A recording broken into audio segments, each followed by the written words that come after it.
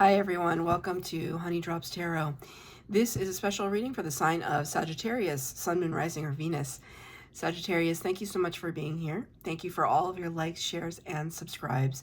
I truly appreciate it. Just a quick note, please do not fall for any scammers. I will never reach out to solicit for a private reading. I do offer private readings, and if you're interested in signing up for one of those or in making a donation, you can find that information in my Buy Me a Coffee link and my official Instagram, both listed in the About section of my YouTube page. And I thank you so much in advance. Sag, I hope that you're doing well. This reading is all about what the ancients want to tell you. I've been telling the other signs that I've been getting some pretty powerful messages through my dreams and meditation from a place that I cannot really readily identify. It doesn't feel like my spirit guides, my normal spirit team. It doesn't feel like my passed away loved ones. It feels like the original, the OG. It feels like from a place deep in space and time that is beyond language. And I thought this would be a great opportunity to bring forth what the ancients want to tell you. I'm going to be using two decks for your reading today. The first one is going to be from the Starseed Oracle for the overall energy, and I'm going to use the Wild Unknown Tarot for the tarot portion of your reading today. The cards have been pre-shuffled. This is for Sagittarius, Sun, Moon, Rising, or Venus. Messages from the ancients. What do the ancients want to tell the sages?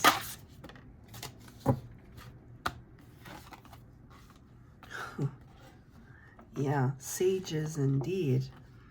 Your card, Child of the Cosmos.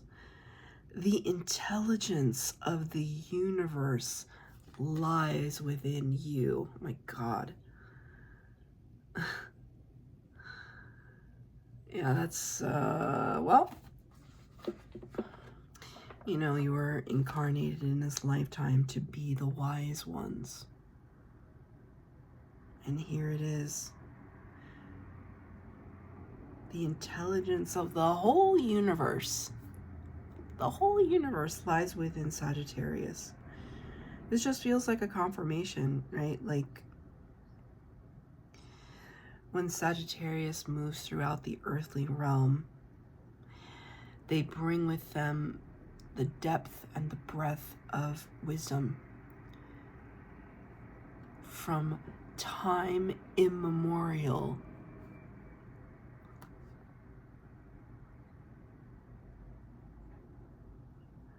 Time ad infinitum, to infinity. Where is this coming from? I don't know. I see this little sliver of what looks like Saturn over there. The planet that represents Chronos, Father Time. It's almost like, but you're beyond time. I don't know if any of you are doing some astral projecting. That feels very strong. If you're not familiar with astral projection, it's sometimes for some people, it's that time between wakefulness and sleep when your body is asleep, but your mind is very active. And what's actually happening, people call that sleep paralysis. It's very scary. It feels like locked in syndrome, like you can't move your body, but you're very conscious. Sometimes people report feeling like a presence in the room. That presence is you. It's you rising up out of your body. It's your soul rising up out of your body. If that happens to you, you might feel panic and fear wanting to get back in your body. My suggestion to you is not to do that. To let go, to make this resolution with yourself in that moment. So be it. If I'm no longer to be in this body, I shall not be in this body, and watch what happens. People that astral project can astral project in all corners of the universe. certainly a lot of places on the planet. It's something that I wish I could do more of, actually. It's difficult, though. I have astral projected to some incredible places, but I can't necessarily control it. But I feel that for some people, especially in the way that she's situated here, she's kind of like rising up. I feel that for some of you. It's like Sagittarius has this innate ability. It's within you already. I am also a Sag rising, so maybe that has to do with it. You already speak the language of the universe, Spirit just said. You just have to remember. I'm going to pull some cards from the tarot deck. I am only taking uprights. Only uprights for this reading.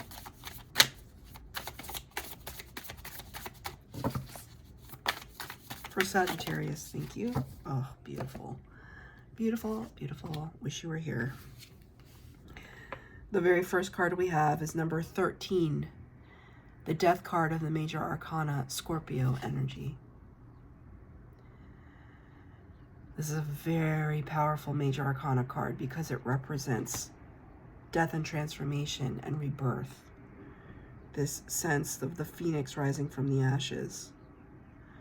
Like this regeneration cycle happening for you right now, Sagittarius. And I have a feeling that you know that it's here. You're in the midst of it, but you are recognizing that, one, it's for your best and highest good, but two, that it's happening at all. Some people don't, they're so disconnected from themselves, like they don't see that the process that they're going through currently has to do with their growth. Like they can't really step outside themselves to be able to recognize that. I feel like you recognize that. So in a way, we were just talking about like astral projection and kind of letting go and allowing the astral projection to happen. In this process, it's like letting go, letting the total disintegration happen so that the phoenix can rise, that you can be reborn still in this lifetime, but reborn anew. A new, better, more advanced, more wise version of yourself. It's very vulnerable, like all the feathers off. I mean, like just down to the bones.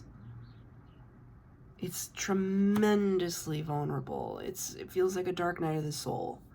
The Hermit card is not on the table, but that's what it feels like. It feels like really looking at our inner light and where that source comes from. And recognizing it within ourselves, because sometimes we don't. People can go their whole lives and not like recognize their own light. Why? Because maybe they're living for other people.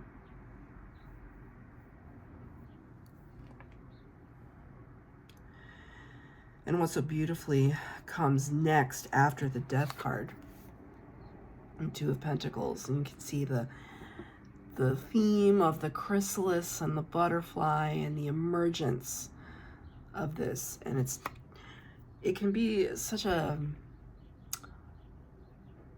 brutal process,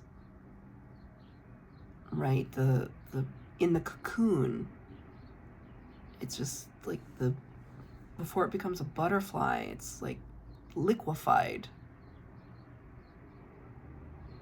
And then it transforms into something delicate but astounding. It's just this feat of nature, a force of nature. Two of Pentacles can talk about multitasking, cycles going back and forth. For you, just because it's coupled with the Death card, it's almost like I don't see it as like cycles of endless repeat with no growth.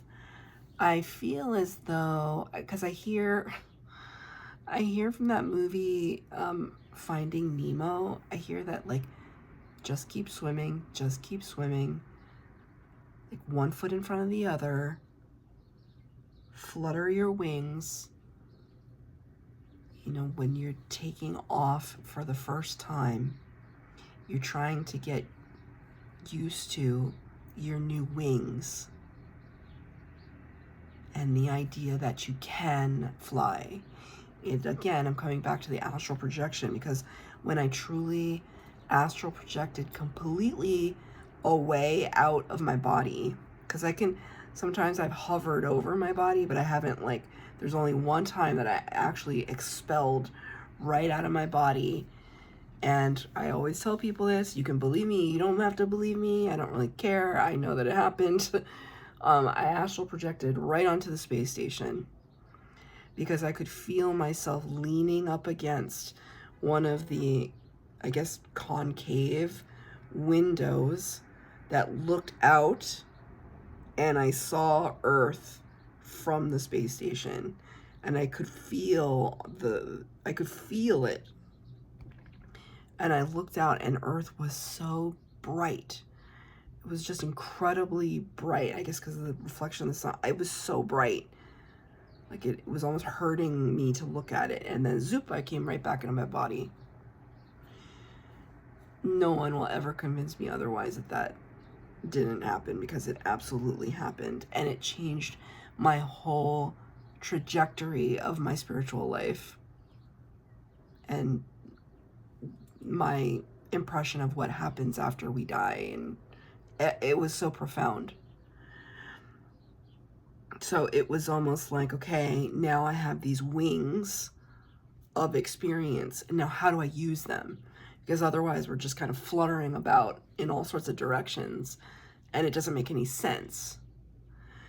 So it's kind of like Spirit saying, okay, you've had your resurrection, you've now become this entity, you're going through the motions, back and forth, back and forth, back and forth. Okay, now where do you want to go? Because we can sit here and flutter our wings back and forth, back and forth. Where is it that you want to project yourself to?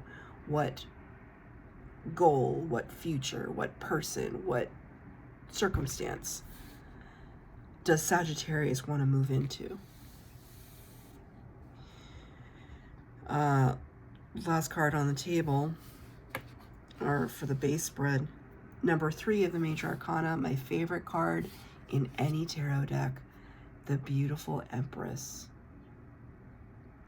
The Empress, the power of all 4 queens of the tarot, the Master Attractor, Libra and Taurus energy represented here. The Empress knows her worth, her value, and nothing shakes that from her. Right? You can't tell her nothing. There is this beauty, this abundance that radiates forth. She is connected, fertile, creative, generous. And it's almost like saying, okay, child of the cosmos, all this wisdom that you have, will you be generous in what you learn? So it's almost like once you find your wings or your footing, or however you want to describe the ability to take off, once you figure out how to do that, are you going to then share your gifts with others? Because then you operate from a space of abundance. When you have wisdom like this, you are operating from a space of abundance. That is knowledge that is beyond any dollar amount or any kind of earthly mode of currency. It's beyond that. You're speaking the language of the universe. Right? And what do you do with that? The Empress would share that knowledge freely because it never strays from her. you sharing it doesn't mean that you go without in any way. It just allows other people to find the universe within themselves. I feel like that's a very important mission for Sagittarius Collective, to help other people rise up. I'm going to get a final card from the ancients. What do they want to tell Sagittarius as a final message?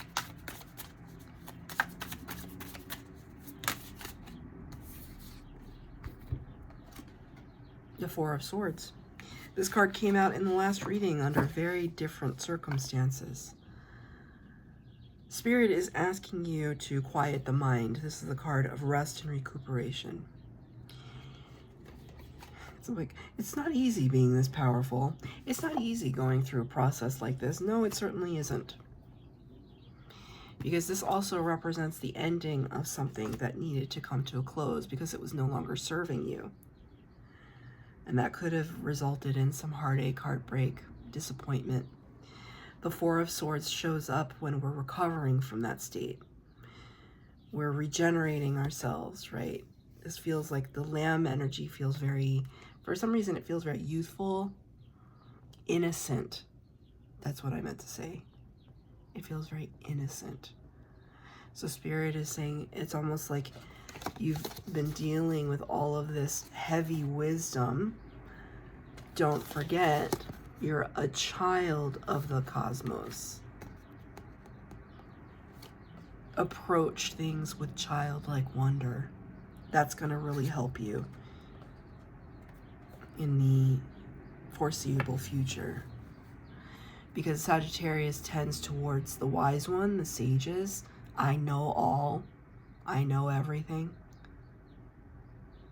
That may be true. But when you approach something, try to approach it with curiosity. That will always serve you. When we come to someone or something with a curious mind, we learn a lot more than approaching it with the assumption that we already know everything about it. So that's your reading, Sag. I hope that it resonated. If it did, please like, share, subscribe, comment down below. Please hit the bell notification to be updated as to when I post new readings. Thank you, Sag.